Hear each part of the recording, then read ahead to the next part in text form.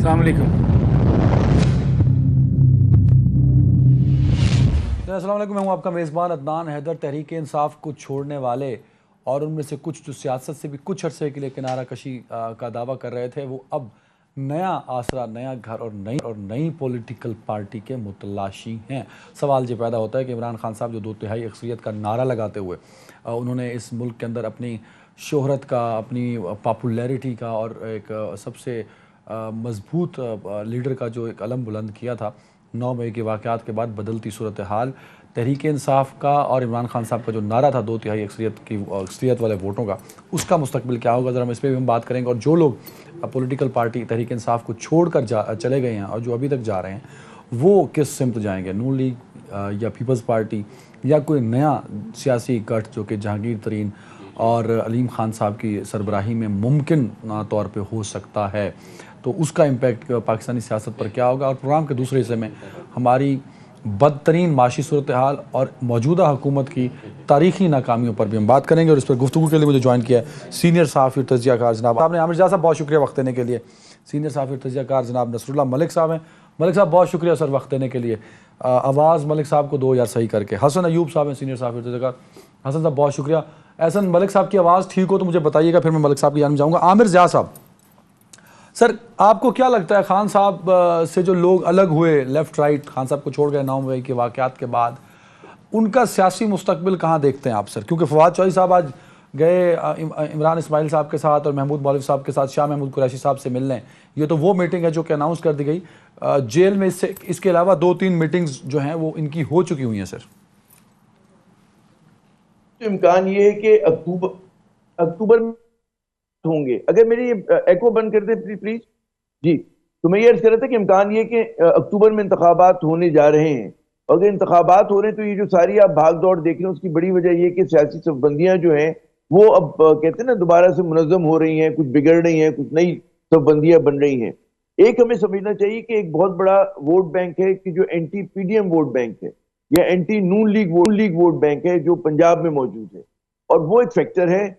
अब उस फैक्टर को अगर आप इमरान खान के साथ उस वोट बैंक को भी अगर आप मार्जिनलाइज कर देते हैं तो उस वोट बैंक का क्या होगा? अब उसके कई दावेदार आएंगे सामने। एक तो जहांगीर तरीन साहब, और जैसे आप फरमा रहे थे कि अलीम खान साहब, वो एक नजर आ रहे हैं, ठीक है ना। लेकिन क्या वो इमरान खान का जो पॉपुलर वोट बैंक है उसको अपने साथ मिला सकेंगे? ये एक सवालिया निशान है। लेकिन यकीनन इलेक्टेबल्स को मिला सकेंगे। और हमारे जैसे मुल्कों में इलेक्टेबल्स की इलेक्ट्रल पॉलिटिक्स के अंदर बड़ी अहमियत होती है। 60% नशिस्तें कम अज कम हमारी उन्हीं के पास हैं, और उनको अगर टेल विंड मिल जाती है किसी तरह से तो फिर वो जीत जाते हैं। तो जहांगीर तरीन साहब का ग्रोह है वो सामने हमारे आ रहा है। एक फिर आप ये देखें कि जो पीटीआई में अब तक लोग हैं जो छोड़कर गए हैं, उनका क्या होगा? तो वो भी कहीं ना कहीं अपने आप को मुनज़्ज़म करेंगे। वो ये नहीं होगा कि कलाबाजी खा के नून लीग में उनको उनकी एक्सेप्टेबिलिटी हो जाएगी या पीपल्स पार्टी में हो जाएगी, या अगर आप समझे कि वो जहांगीर तरीन साहब के साथ चले जाएंगे तो वो भी अपने लिए सबबंदी बनाएंगे। अच्छा, उसमें गालिबन अब जो एक स्पेकुलेशन क़यासाराई हो रही है कि इमरान खान को मजीद कोने में धकेला जाए, डिस्क्वालीफाई हो जाए, वो गिरफ्तार हो जाए, तो क्या माइनस इमरान खान कोई पीटीआई हो सकती है कि जिसके पास पीटीआई का वोट बैंक हो और इमरान खान की मकबूलियत का उसके पास लिवरेज हो, लेकिन इमरान खान जो है उसमें इतना अहम डोमिनेंट फैक्टर के तौर पे ना हो? तो ये मैं तमाम क़यासाराइयों की थ्योरीज की बात करूं तो ये बिल्कुल एक गेम है और हो रहा है। और जो मैं समझता हूं कि जो लोग समझ रहे हैं कि जी अब सर एक कमेंट कर दें आमिर जिया साहब, एक कमेंट इसमें कर दिए। खान साहब 2/3 अक्सरियत का नारा लगाते आए हैं, वो आज भी कह रहे हैं कि उनके पास 2/3 अक्सरियत है, तो उनका जो आज का क्लेम है वो आपके इस तजिए के बाद तो मुझे लगता है कि वो कहीं बहुत पीछे चले गए।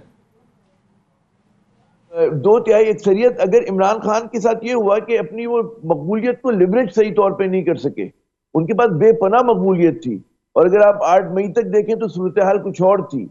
लेकिन जो उन्होंने स्टिंग फंसाए इस्टेब्लिशमेंट के साथ, तो उसकी कीमत उन्हें देना पड़ रही है और वो मजीद देंगे। अच्छा, वो ये समझ रहे थे कि, क्योंकि मैं अभी भी कहता हूँ, हर प्रोग्राम में कहता हूँ कि इमरान खान बुनियादी तौर पर एंटी स्टैब्लिशमेंट सियासतदान, तो उनकी पार्टी एंटी स्टैब्लिशमेंट है, लेकिन वो इस्टेब्लिशमेंट के साथ अपनी टर्म्स के ऊपर समझौता करना चाह रहे थे। जो समझौता उन्हें नहीं मिला, वो समझे कि मैं ब्रिंकमैनशिप करूंगा तो गालिबन अपने लिए जगह बना पाऊं। तो वहां पर हुआ ये कि उनका जो असेसमेंट था वो उल्टा हो गया, और उसकी वजह से उनको मजीद नुकसान हुआ, और वो चीज जो मंजिल करीब नजर आ रही थी, अगर वो जरा सा सब्र तहम्मुल से काम लेते और जरा सा कहते हैं ना घोड़े खींच के रखते तो गालिबन इतना मुश्किल ना होता उनके लिए चीजें। नसरुल्लाह मलिक साहब, लेकिन आपको मेरी उन्होंने आवाज खुद आ रही है सर? जी आपको आवाज आ रही है सर? दादी, मुझे आपकी आवाज बहुत कम आ रही है, समझना मुश्किल हो रहा है जरा। यार एहसन साहब जरा इनको तो हटा के मलिक साहब को आवाज़ ठीक करिए मेरे भाई, पहला आप खत्म होने वाला है। मैं मलिक साहब इनके आपसे आवाज़ ठीक करते हैं। मैं हसन अयूब साहब से कमेंट लूँ। हसन अयूब साहब, जो आज प्रेस कॉन्फ्रेंस हुई है अडयाला जेल के बाहर, अपनी नौयत की एक बड़ी मुख्तलिफ प्रेस कॉन्फ्रेंस है, इस प्रेस कॉन्फ्रेंस का लॉन्गर इम्पैक्ट क्या देखते हैं आप? ऐसा आवाज़ ठीक करो मलिक साहब की यार।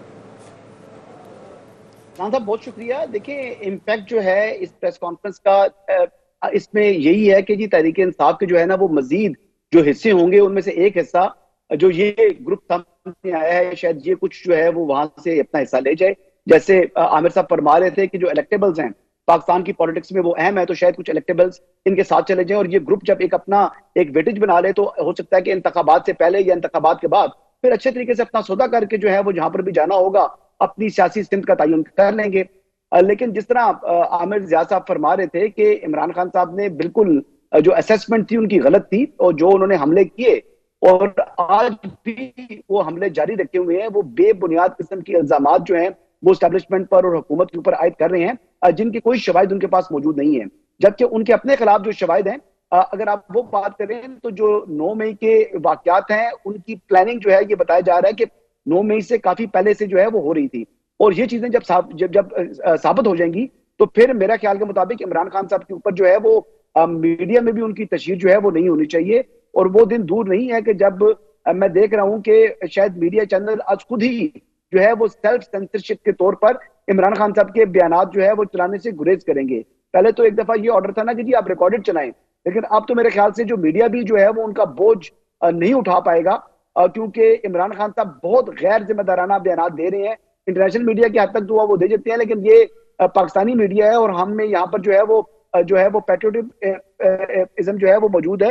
तो इस तरह नहीं होता कि आप जो है वो जो मुंह में आए वो बोलते जाएं और बगैर very calculated, very right sir, very right. हाँ, अगर उनके पास कोई शवाहिद ऐसे हैं, कोई शवाहिद उनके हैं, तो वो शवाहिद पहले पेश करें और फिर तनकीद करें। बिल्कुल ठीक, वो तनकीद बिना सबूत के नहीं होना चाहिए sir. Very right Nasrullah Malik साहब, सर ये बताइए, ये सवाल पूछना तो मेरे ख्याल में कम अकली होगा कि इमरान खान साहब से कहाँ गलती हुई। सर ये बताइएगा मतलब कि इमरान खान साहब से कौन सी गलती जो बहुत बड़ी हुई कि वो इस नहज तक पहुंचे? सर इमरान खान साहब ने कौन सा ऐसा काम नहीं किया जिससे रियासत को नुकसान नहीं पहुंचा? इमरान खान साहब ने इक़्तिदार से निकलने के बाद एक झूठा बयानिया बनाया अमरीकी साइफर का, जिसके साथ पूरी कौम की एक ऐसी ज़हन साजी की गई कि बच्चा बच्चा ये कहना शुरू हो गया कि शायद अमेरिका इमरान खान साहब की हुकूमत हटाने में कामयाब हुआ है और ख़ान साहब वाहिद अमेरिका के ख़िलाफ़ एक लीडर बनकर उभरे हैं। फिर इमरान खान साहब ने कहा कि मुल्क के एटमी एहसास से अब गैर महफूज हाथों में चले गए हैं। इससे बड़ी रेड लाइन क्या हो सकती थी कि आप इतने गैर जिम्मेदार हो चुके हैं कि आप मुल्क के कितने अहम ओहदे पर रहने के बावजूद आपको इतनी अकल नहीं है कि आप मुल्क के एटमी एहसासों के बारे में किस किस्म की बात कर रहे हैं। आप सियासत कर सकते हैं, आप एक दूसरे पे सियासी मामलों पर बातचीत कर सकते हैं, लेकिन मुल्क के एटमी प्रोग्राम के वाले से एक साबिक प्राइम मिनिस्टर उठ के ये बात कहना शुरू कर दे। फिर उसके बाद आपने मुल्क के इदारों को जिस तरीके से टारगेट किया, आपने फौज को टारगेट किया, आपने फौज के खिलाफ एक बयानिया बनाया, आपने ज़हन साजी की, आपने अरशद शरीफ के कत्ल से लेके आज के दिन तक एक बयानिया बना रखा है। हत्ता कि आपने ये भी कहा कि मुजाहरे हम फिर कहाँ करें, लोगों ने मुजाहरे जाकर GHQ करने थे। आप मुझे बताइए पेंटागन के बाहर मुजाहरे हो सकते हैं? आप मुझे बताइए कि कल जो मुजाहरीन किसी ऐसे दफ्तर के करीब पहुंच जाएं जो आपके एहसास किस्म के दफ्तर हैं, वहां दाखिल हो जाए, वहां की मालूमात उठा के बाहर ऐसे जैसे कोर कमांडर हाउस से बाहर उठाकर लेके जा रहे थे, तो मुल्क कहाँ खड़ा होगा? यानी आपने मुल्क की सालमियत दाव पर लगा दी। अच्छा, अपनी सियासत की खातिर मलिक साहब आपने कता कलामी की माफी, सर कता कलामी की माफी चाहते हुए मलिक साहब आपने बड़ा बेबाक तबसरा किया है। उस तबसरे से मतलब मुझे गाइड करिएगा। मैं ये समझ पाया हूँ, मतलब मैं तो ये समझता था कि 9 मई ने खान साहब के लिए एक मुश्किल क्रिएट की। आप तो कह रहे हैं कि 9 मई एक पार्ट ज़रूर है, बट 13 महीने की एक मुसलसल खान साहब की मेहनत है खुद को इतना खजल करने की। सर आप मुझे एक बात बताइए, आपने फौज के इंतहाई हिस्सास इदारे, यानी आपने जो मुल्क के अंदर पूरी लॉ एंड ऑर्डर को मेंटेन करने, पूरे मुल्क का निज़ाम चलाने और पूरी दुनिया के अंदर पाकिस्तान की जो सिक्योरिटी के हवाले से आपका इंटेलिजेंस का इदारा है, आपने उनके अफसरान के हवाले से जिस किस्म की गुफ्तगू की है, क्या दुनिया में किसी इस किस्म की गुफ्तगू की जा सकती है? आपको पता था कि एक ऐसी पोस्ट पर जिस पर एक इंतहाई जिम्मेदार, इंतहाई मुहिब्बे वतन, इंतहाई जो है वो अपनी जान जो है उसको मुसीबत में डाल के मुल्क के दिफा की खातिर काम करने वाला आदमी जनरल फैसल नसीर जब आया, आपने उसके खिलाफ एक कंपेन शुरू कर दी। यानी उन्होंने अपनी अभी निशिस्त अपनी जगह संभाली नहीं थी तो आपने एक पूरी कंपेन का आगाज कर दिया। यानी मसला ये था, आप चाहते क्या थे? आपने इतना टारगेट किया, आपने उनको बुरे नाम से पुकारा, हर जलसे में उनको बुरे नाम से पुकारा, उनको आपने FIR दर्ज कराने की कोशिश की, आपने DG ISI के खिलाफ जिस किस्म की जुबान इस्तेमाल की, क्या ऐसी जुबान इस्तेमाल की जा सकती है? आपने अरशद शरीफ के कत्ल के हवाले से जो इल्जामात लगाए, आपने अपने ऊपर जो हमला होने के हवाले से एक झूठा जो पूरा ड्रामा रचाया गया उस पर जो आपने इल्जामात लगाए, यानी आपको जरा एहसास नहीं हुआ कि आप इस मुल्क के साथ, इस मुल्क की सिक्योरिटी के साथ कैसे खेल रहे हैं? एक ऑफिसर जिसकी जिम्मेदारी टेररिज्म को काउंटर करना है, टेररिज्म का मुकाबला करना है, मुल्क को मुश्किलात से निकालना है, मुल्क को एक पुरअमन मुल्क बनाना है, आपने उसके खिलाफ एक बाकायदा मनसूबाबंदी से कंपेन चलाना शुरू कर दी। फिर यहां से मामला बढ़ा, ये जो यहां तक पहुंचा 9 मई तक, ये नौजवानों की ज़हन साजी आपने की कि रियासत की जो है खिलाफ अपने लोगों को खड़ा किया, आपने फौज के इदारे के खिलाफ लोगों को खड़ा किया, आपने ISI के खिलाफ लोगों को खड़ा किया, फिर आपने लोगों को कोर कमांडर हाउस का पैगाम दिया, आपने GHQ का पैगाम दिया, आपने कहा हिसास इदारों के दफातर के बाहर जाएं, उनके बच्चों की अपनी तस्वीर शाया की, आपने उनके घरों के पते जो है आपसे वाबस्ता लोगों ने जाके वो सोशल मीडिया पर शेयर किए, आपने उनकी जिंदगी जो है एक थ्रेट की सूरत में लोगों के सामने रख दी। यानी आप समझते हैं आपका जुर्म है। मैं समझता हूँ इमरान खान साहब ने इस रियासत को तोड़ने की कोशिश की है। आमिर ज़िया साहब, मैं इसलिए नहीं रोक सका नसरुल्लाह मलिक साहब को, हालांकि मैं हाई अलर्ट पे बैठा था कि कहीं नसरुल्लाह मलिक साहब लेफ्ट राइट हों और मैं इनको रोक दूं, क्योंकि मैं ऑफ कोर्स अगर वो कोई गलत बात करते, वो फैक्ट से हट के बात करते, भले मेरे बड़े भाई हैं, सीनियर हैं, मैं उनको रोक लेता, लेकिन नसरुल्लाह मलिक साहब ने कोई एक बात ऐसी नहीं की जो फैक्ट से हट के हो, जो गलत हो, जो उनका एक ऐसा तजिया हो जो लगता हो कि वन साइड है। जो बातें नसरुल्लाह साहब ने की वो सारी मनोआन सामने आई। 13 महीने यही सब कुछ होता रहा। एक शख्स जो इस मुल्क का 4 साल वजीर आजम रहा हो सर, एक शख्स जिसने 23 साल पॉलिटिकल स्ट्रगल की हो, क्या वो इस तरह की बड़ी गलतियां कर सकता है? ज़िया साहब, आपने कहा कि वो एंटी एस्टेब्लिशमेंट है। मैं अगर मलिक साहब के तजिए को इंडोर्स करूं और खुद भी मैं ये समझता हूं कि ऐसा सब कुछ हुआ, मुझे तो लग रहा है वो एंटी एस्टेब्लिशमेंट कम थे, वो एंटी आर्मी ज्यादा थे, वो एंटी स्पेसिफिक पर्सनैलिटीज ज्यादा थे।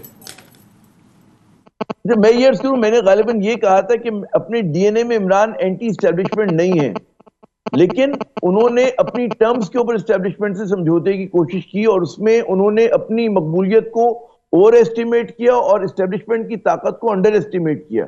ये उनका एक बहुत बड़ा वो है, मतलब है, ये होता है ना कि अच्छा, जो आदमी जितना मशहूर होता है, जितना बड़ा होता है, उसकी गलती भी बड़ी होती है। हम जैसे लोग जो है वो छोटी गलतियां करते हैं। वो जो एक ग्रीक ट्रेजेडी अगर आपने पढ़ी हो, उसमें हमेशा हीरो का ट्रेजिक फ्लॉ होता है। तो इमरान खान का ट्रेजिक फ्लॉ जो हुआ वो ये हुआ कि जो उन्होंने उनकी जो मकबूलियत थी उसको उन्होंने बहुत ज्यादा उसको लिवरेज सही तरह से नहीं किया। बट अगर वो जरा सब्र तहम्मुल का से काम लेते जितना उनको पीछे अवाम की खलकत थी, तो अगले इलेक्शन पे अपने लिए बड़े मजे से जगह बना सकते थे अगर वो जरा सा सब्र तहम्मुल से करते। मैं नसरुल्लाह साहब हमारे दोस्त भी हैं, हमारे सीनियर भी, हम सीखते भी हैं इनसे बहुत कुछ। मैं सिर्फ एक चीज कहूंगा कि मैं इनको इमरान को एंटी स्टेट नहीं डिक्लेयर करूंगा। इमरान देखिए ना, बहुत सारी एंटी स्टेट एक बहुत बड़ा इल्जाम होता है कि आप सर शायद आप तक समझ नहीं आई। नसरुल्लाह मलिक साहब ने डिक्लेयर नहीं किया सर। नसरुल्लाह मलिक साहब ने कहा एंटी स्टेट एक्ट्स हुए, तो उन्होंने उन एक्ट्स पर बात की। मलिक साहब ने डिक्लेयर नहीं कर दिया उनको एंटी स्टेट। हाँ, चले मेरे समझने में गलती हुई क्योंकि ज़ाहिर कम्युनिकेशन का फ्लॉ है। तो मैं ये समझता हूँ कि उन्होंने इमरान को, मैं ये नहीं कहा उसकी किसी के महबूल वतनी पे हमें किसी सियासतदान की शक शुबा नहीं होना चाहिए कि जी उसकी क्या है, लेकिन इमरान ने अपने आप को जिस तरह से पिच किया उसका अब खमियाजा वो खुद भुगत रहे हैं कि उनको पता होना चाहिए था कि आप इस मुल्क के वजीर आजम रह चुके हैं, आपको इस मुल्क में मिलिट्री की, आपको पावर मैट्रिक्स का पता है, आपको पता है कि जी फौज कितना इंट्रेंच्ड है, तो आपको किस हद तक जाके बात करनी थी। उसमें जरा सा अगर आप सब्र तहम्मुल से काम लेते, हमने देखा है हमारी जो मलिक साहब ने बातें की वो एंटी स्टेट तो हैं सर। जैसे एक खास शख्स का नाम लेके जो एक बड़ी हसास पोस्ट पे उसका नाम लेके ट्रेंड चलाते रहे। जी मलिक साहब बोल लीजिए, मलिक साहब बोल लीजिए। अदनान साहब, मैं ये नहीं कह रहा कि वो रियासत मुखालफ थे या वो मुहिब्बुल वतन नहीं थे, लेकिन उस हुब्बुल वतनी का मैं क्या करूं जिसकी बुनियाद पर आपने मेरे नौजवान बच्चों को फौज के सामने खड़ा कर दिया। मैंने उस हुब्बुल वतनी को क्या करने का, मेरे एटमी असासों पर बातचीत करना शुरू हो गए। मैंने उस हुब्बुल वतनी को क्या करने का, IMF को खत लिखते हैं कि पाकिस्तान को कर्ज न दे। मैंने उस हुब्बुल वतनी को करना क्या जिसमें आप कहते हैं हुंडी के जरिए पाकिस्तान पैसे भेजे जाएं, आपने मुल्क की इकानमी का बेड़ा गर्क करना चाहते हैं। मैंने उस हुब्बुल वतनी का करना क्या है, आप कहें सिविल नाफरमानी की तहरीक शुरू करेंगे। मैंने उस हुब्बुल वतनी का क्या करना है, आप कहते हैं मैं पूरा पाकिस्तान बंद कर दूंगा, मैं मुल्क की मैशियत बंद कर दूंगा। यानी क्या खाक हुब्बुल वतनी है जिससे आपके बच्चे तो लंदन में मजे करें, आप याशियां करें, 400 कनाल के घर में रहें, लोगों से क्या हुंडी के जरिए पैसे भेजो ताकि मुल्क की इकानमी तबाह बर्बाद हो जाए, इसलिए कि आपको तो कोई परवाह नहीं है, गरीब आदमी को आप मारना चाहते हैं। आपने मुल्क की इकानमी को दाव पर लगाया। अदनान साहब, मैं आपसे अर्ज करूं, जो एक LNG का एग्रीमेंट हुआ था 15 साल के लिए, इमरान खान ने उसको कैंसिल करके कतर के साथ LNG का जो मायदा खत्म किया था, ये आप 15 साल भुगतेंगे हजूर, ये गरीब आदमी भुगतेगा। मुझे बताइए, मैंने हुब्बुल वतनी को करना क्या जिसमें आप बच्चे जेल में सड़ रहे हैं, मर रहे हैं, उनको कोई पूछने वाला कोई नहीं है। आमिर साहब कमेंट कंप्लीट कीजिएगा, साथ में एक और चीज भी मलिक साहब ऐड कर लिया करें। आज जो हम IMF की वजह से जलील हो रहे हैं वो प्रोग्राम भी इमरान खान साहब डीरेल करके गए थे। आमिर साहब प्लीज कंप्लीट कीजिएगा। देखिए, इकोनॉमी तो बिल्कुल अलग मौजू है, मेरे ख्याल में आप उस पर आगे चल के मजीद बात करेंगे। तो उसमें सिर्फ ये कह देना कि जी जो इसहाक डार साहब ने या उनकी हिकमत ने गुज़श्ता या PDM गवर्नमेंट ने 13 माह में किया है या नहीं किया, उसका मलबा अब जो है वो आप इमरान खान पे एक हद तक, कुछ हद तक डाल सकते हैं और बहुत हद तक नहीं भी डाल सकते। आज जिस मुल्क सूरत हाल के शिकार है, जो माशी में गंभीर सूरत हाल के शिकार है, उसका जो भी चेहरा जाता है वो PDM हुकूमत के सर जाता है, और वो जो इनके कहते हैं ना कि जो sins of omission and commission है उसको जाता है। अच्छा, इमरान खान पे जैसे कुछ चीजों में मैं बिल्कुल इत्तेफाक करूंगा कि उन्होंने, मतलब है कि जितना उन्होंने जिस तसलसल के साथ उन्होंने एस्टेब्लिशमेंट को निशाना बनाया, पाक फौज को निशाना बनाया, कोई भी, जैसे मैंने पहले अर्ज किया था कि जो सियासतदान पाकिस्तान का वज़ीर आज़म रह चुका हो उसको पता है कि पाकिस्तान की पावर मैट्रिक्स क्या है, वो इस हद तक नहीं जाएगा, वो एहतियात करेगा। उनको अगर इमरान को कुछ करना था तो जरा सा सब्र करना था और सोच समझ के बोलना था, और वो उसी चीज में नाकाम रहे। तो उसकी वजह से आप देख रहे हैं कि उनके साथी उनका साथ छोड़ रहे हैं, वो बैकफुट के ऊपर है। तो यहाँ पर मैं कोई उस पर जी हसन अयूब साहब, जो जिन बातों को हाईलाइट मलिक साहब ने किया, ज़ियाद साहब ने भी उनको, आमिर ज़ियाद साहब ने भी इंडोर्स किया, क्या ये इमरान खान साहब से दानिस्ता तौर पे इतनी गलतियां सरजद हुई कि वो इस नहज पे पहुंचे, या आपको लगता है कि खान साहब को अपनी पावर का इतना खुमार था कि वो समझे कि मैं इतना बड़ा हो चुका हूं कि I can do anything in this country? देखिए, दोनों चीजें हैं। कुछ उन्होंने प्लानिंग भी की थी। He is a man with a big ego. जो उन्होंने कहा कि मैं तो प्राइम मिनिस्टर नहीं हूं तो हमारी जमात जो है वो पार्लियामेंट का हिस्सा नहीं रहेगी, कौमी असम्बली से निकल गए। फिर बाद में उन्होंने कहा जी कि पंजाब के अंदर भी और KP के अंदर भी मैं दोबारा इंतखाबात करा लूं। लेकिन इससे सबसे पहले जो है उन्होंने जो 25 मई को महाजराई की थी, जो लश्कर कुशी की थी, उन्होंने जो है इस्लामाबाद की तरफ जो है वो हमलावर हुए थे, उसका मकसद कुछ और था। अब वो बेसिकली चाह रहे थे कि मैं दोबारा हुकूमत में आकर तो अपना आर्मी चीफ तैनात करूं। और दोबारा भी जब उन्होंने दोबारा नवंबर में जब वो आए तो नवंबर में की भी जो तैनाती थी उसके ऊपर भी वो प्रेशराइज जो है वो करके अपनी मनमानी करना चाह रहे थे। लेकिन फिर अल्लाह को कुछ और ही मंजूर था। उस टाइम वो लोग वो नंबर्स वो नहीं निकाल पाए, और जो उनके ऊपर जो हमला हुआ वो हमले की भी जो है ना एक बहुत बड़ी जो है वो मिस्ट्री है। वो भी अल्लाह ताला से दुआ है कि किस तरीके से ये सारा मामला सामने आए कि वो हमला क्या, कौन उसका आर्किटेक्ट था, वो किसने डिजाइन किया था, वो क्या किया था। तो इस मुल्क के साथ जो जो तमाशे हुए हैं, जो जो साजिशें हुई हैं, साजिश का मैं लफ्ज इस्तेमाल कर रहा हूँ, बड़ी जिम्मेदारी से इस्तेमाल कर रहा हूँ, जो साजिशें हुई हैं वो साजिशें अल्लाह करे वो किसी दिन जो है वो मंजर आम पर आए और लोगों को हकीकत मालूम हो कि असल जो है पीछे गेम क्या चल रही थी और कौन कौन से उसमें मुलविस लोग थे। कमिंग टू द 9th मई, जो एक सबसे बड़ी गलती या ब्लंडर या जो भी कहते हैं,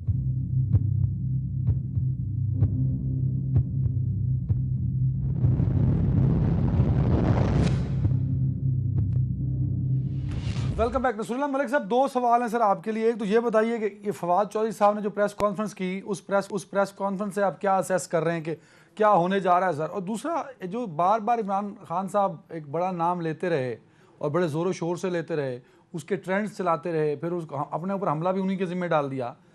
मैंने जब डेट्स चेक की तो मुझे पता ये चला है कि रजीम चेंज और सारे मामलात, और 25 मई तो हो रहा है, मार्च अप्रैल मई 2022 में, और ये बनते हैं डीजी अगस्त 2022 में, तो ये तो दूर दूर तक कोई ताल्लुक नहीं था। तो इमरान खान साहब ने सारा मलबा सिर्फ इसी नाम पर क्यों डाल दिया सर?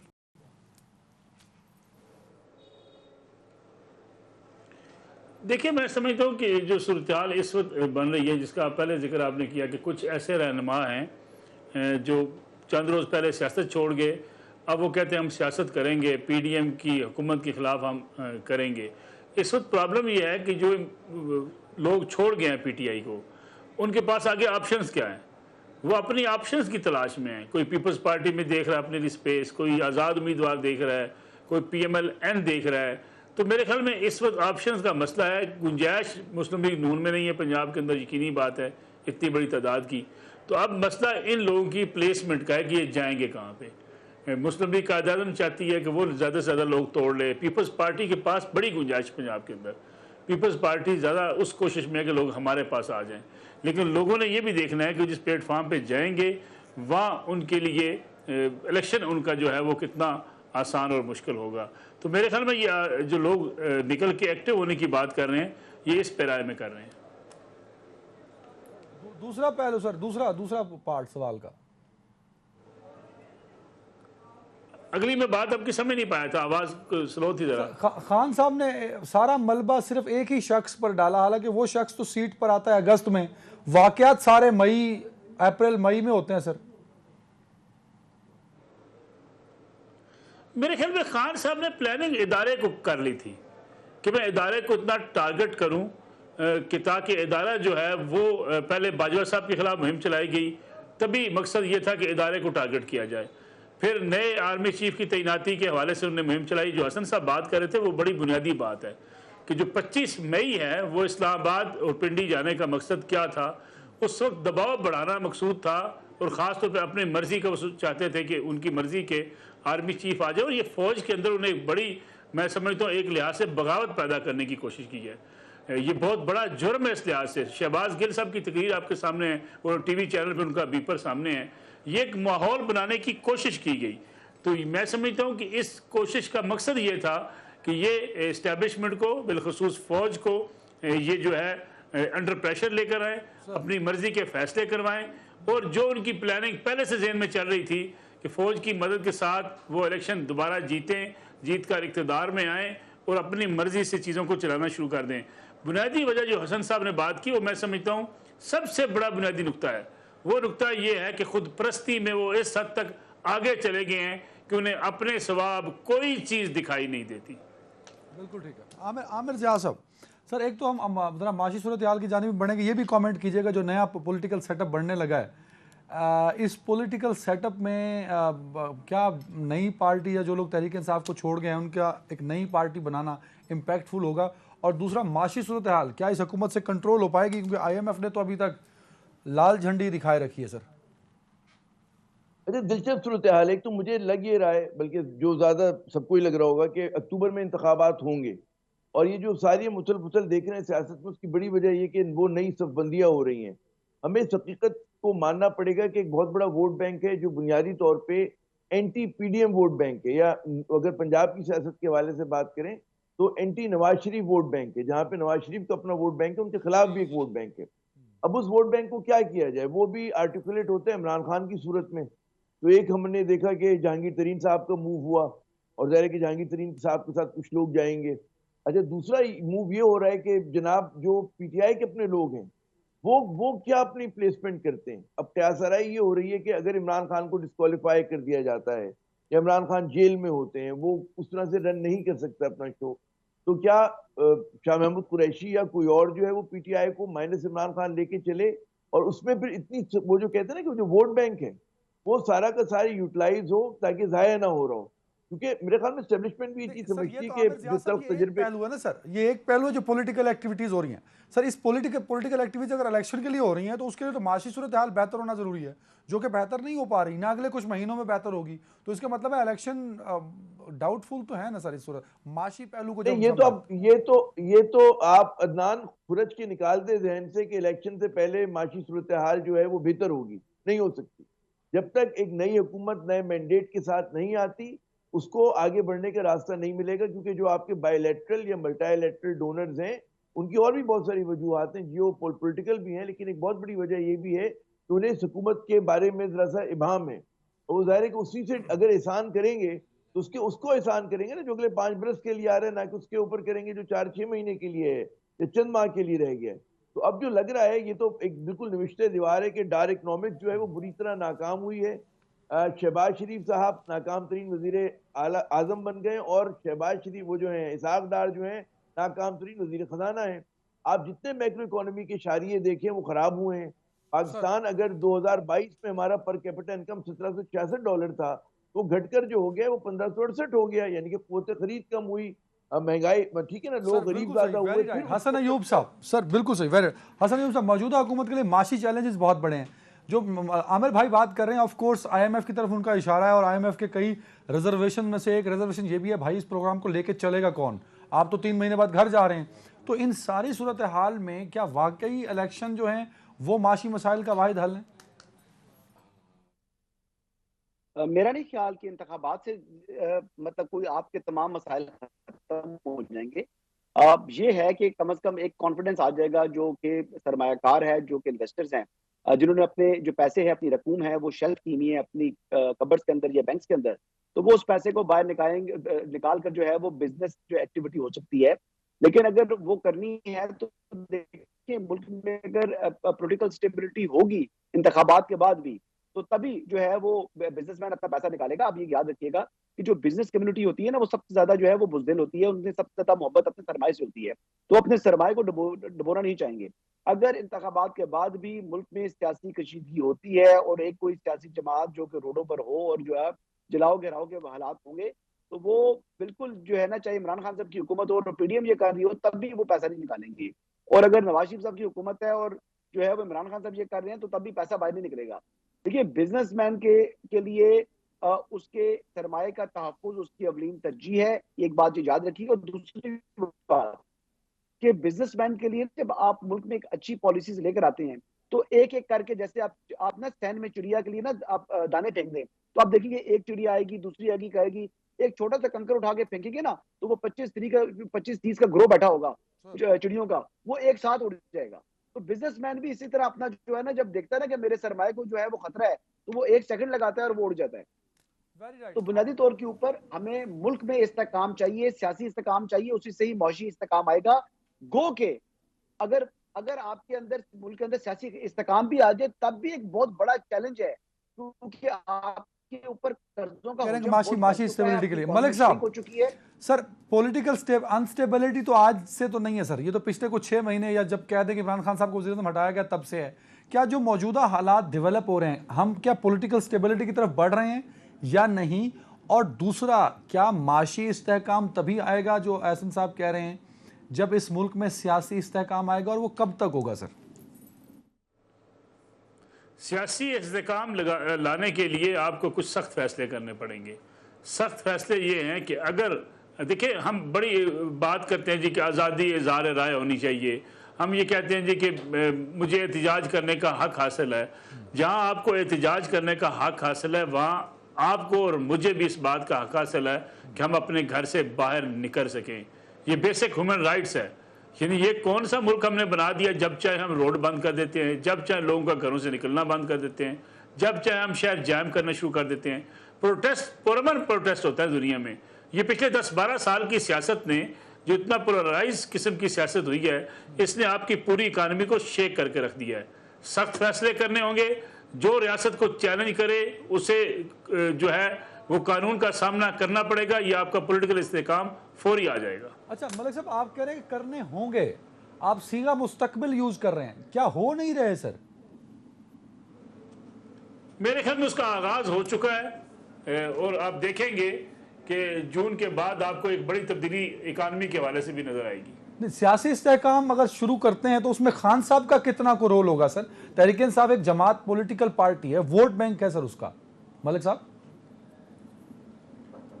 खान साहब को कौम से आके माफ़ी मांगने पड़ेगी कि 2011 के बाद से जो उन्होंने सियासत की, मुल्क के अंदर ना पार्लियामेंट में बैठना चाहते हैं, ना असम्बलियाँ चलने देना चाहते हैं, ना अपोजिशन करना चाहते हैं, ना अपोजिशन को जिंदा रहना देना चाहते हैं, ना मुल्क की इकानमी को चलने देना चाहते हैं, ना मुल्क के इदारों को काम करने देना चाहते हैं। इनसे अगर इमरान खान साहब निकलेंगे, कौम से माफ़ी मांगेंगे, तो तब कोई शायद इमरान खान साहब की कोई गुंजाइश निकल सके। जो बज़ाहिर नज़र नहीं आता, इमरान खान साहब जिस एजेंडे पर हैं वो समझते हैं कि ये मौला जट की फिल्म है, ये लगी रहेगी, इसी तरीके से सियासत होगी। लेकिन अब ऐसी सियासत मलिक हो साहब नहीं एक दुरुस्तगी कर दें सर, कथा कलामी की माफी, मैं पॉलिटिकल स्टेबिलिटी की सर आपने बात की, उसमें एक स्टेक इमरान खान साहब का भी तो है ना सर। वो स्टेबिलिटी खान साहब ऑन बोर्ड नहीं होंगे तो नहीं आएगी ना सर, ये उनको ऑन बोर्ड किए बगैर ही पॉलिटिकल स्टेबिलिटी मुमकिन है। खान साहब अकेले रह जाएंगे तो क्या करेंगे? सारी पार्टी तो उनके, अब मुझे तो लगता है कि अब घर से भी लोग छोड़ के जाने वाले। घर से मतलब उनके बड़े करीबी लोग छोड़ जाएंगे। अब देखेंगे, अभी तो कुछ बचा ही नहीं है, कुछ और लोग छोड़ जाएंगे। खान साहब अकेले क्या करेंगे? जब इंसान अकेला बैठा होता है तो उसके लिए फिर पॉलिटिकल क्राइसिस पैदा करना मुश्किल हो जाता है। Very right. आमिर ज़िया साहब, जब हम पॉलिटिकल स्टेबिलिटी के लिए इमरान खान साहब को कहते थे और जा के कहते थे, 2-3 दफ़ा तो मैं भी ये सवाल पूछ चुका हूँ कि सियासी इस्तेहकाम बढ़ता जा रहा है और आपके पास एक बड़ी स्ट्रीट पावर है, वोटर्स हैं, तो आपकी बड़ी पार्टी है, आप एक रोल प्ले करिए, तो वो फिर कहते थे ये चोर डाकुओं के साथ तो मैं बैठना पसंद नहीं करूंगा। No, what is the scenario right now sir? अब इस सब में क्या इमरान खान साहब को अपना रोल प्ले करना चाहेंगे या कर सकते हैं, या उनका कोई रोल होगा इस पॉलिटिकल स्टेबिलिटी के लिए सर? पावर्स दैट भी हैं वो तो इमरान को बिल्कुल कॉर्नर कर रही हैं, और मुझे लग ये रहा है कि वो बड़ी हद तक कामयाब भी हो जाएंगी, ठीक है ना। लेकिन सियासी इस्तेकाम के लिए जो हम शुरू से कह रहे हैं कि एक ही वो रास्ता है कि मुल्क में साफ और शफाफ इंतखाबात हो जाएं, जितनी जल्द हो। जो भी हुकूमत आए फ्रेश मैंडेट के साथ, वो अगले 5 बरस के लिए आए, और ये पहला कदम होगा माशी स्टेबिलिटी के लिए। जब आप इंतखाबात कराएंगे, ज़ाहिर इंतखाबात मसले का हल नहीं होते, लेकिन इंतखाबात पहला कदम जरूर साबित होंगे माची इस्तेकाम के लिए। फिर आपका ये काम शुरू होगा कि हम लोग क्या रिफॉर्म्स शुरू करते हैं, क्या इस्लाहात करते हैं, चाहे वो IMF के वो करनी हो, शरायत माननी हो, या हमने होम ग्रोन कोई sir very right. Hasan Ayub साहब जल्दी से सर, 30 सेकंड्स। सर मैं ये अर्ज कर रहा हूँ कि नताइज जो इंतखाबात हों, उनके नताइज को भी तस्लीम करें तमाम सियासी जमातें, तभी आपके मुल्क में इस्तेकाम आएगा। अगर कोई नताइज तस्लीम नहीं करेगा, धांधली का रोना रोएगा कि हाय मैं मारा गया, मेरे तीनों मुअज़्ज़िज़ मेहमानों का नाज़रीन अपना ख्याल रखिएगा। अल्लाह हाफिज़।